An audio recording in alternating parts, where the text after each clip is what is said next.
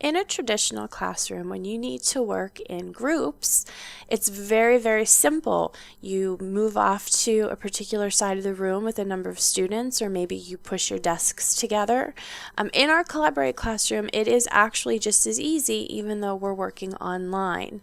If your teacher, for some reason, needs you to work in groups, he or she will create what we call breakout rooms. And if you look right under the participant list, which is only me right now, if you look right under there, you see that there have been 4 rooms created. And right now they're just called room 1, room 2, room 3, room 4. And your teacher might leave it like that. He or she might rename the room. Maybe you're reading 4 poems and each group is responsible for a poem. So each room is titled whichever poem that is that you're working on. And so it doesn't really matter what the rooms are called. What's important is knowing how to get to those particular rooms. Many times the teacher will place you where you need to go. But a lot of times you will be asked to move yourself. Maybe you're in room 1 today and your teacher says, remember what group you're in tomorrow.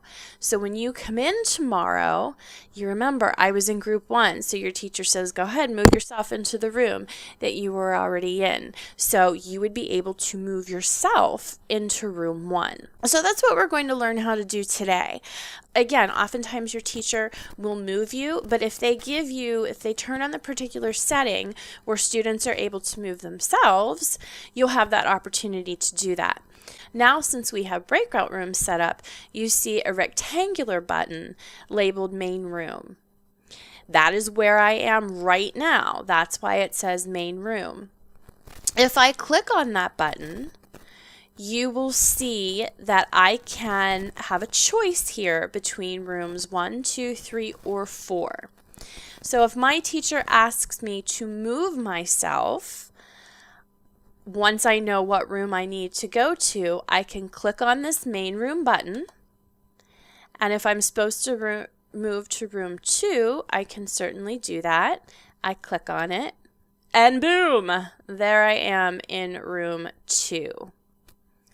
Okay, now it says on that rectangular button, room 2. That's the room I'm in.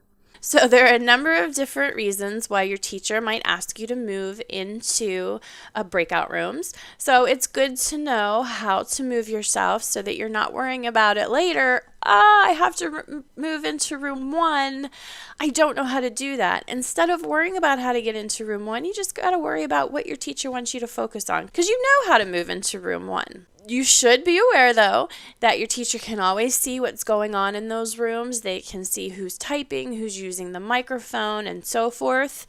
And your teacher can always pop in and out of those rooms as well, just to make sure everything is going well and nobody has any questions. So you always have to make sure you're on task and doing your work.